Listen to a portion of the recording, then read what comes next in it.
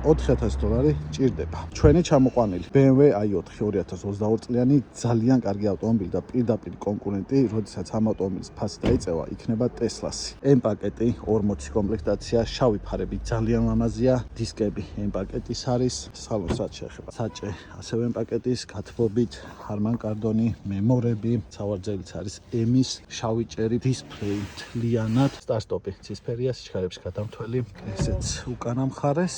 დაზიანებას რაც შეეხება, მხოლოდ აი ეს არის. ეს ავტომობილი არის ჩვენი ჩამოყვანილი ამერიკიდან. $4,000 ჭირდება. რა ამბავია $4,000? ორი ბამპერი პლუს მინუს $1,500. საბარგულში ნაწილები არ ჩამოყვა, აი ეს ყველაფერი სალასკები, მკვდარი ზონის სენსორებთან ერთად და ქვევთაც კიდე ნაწილებია.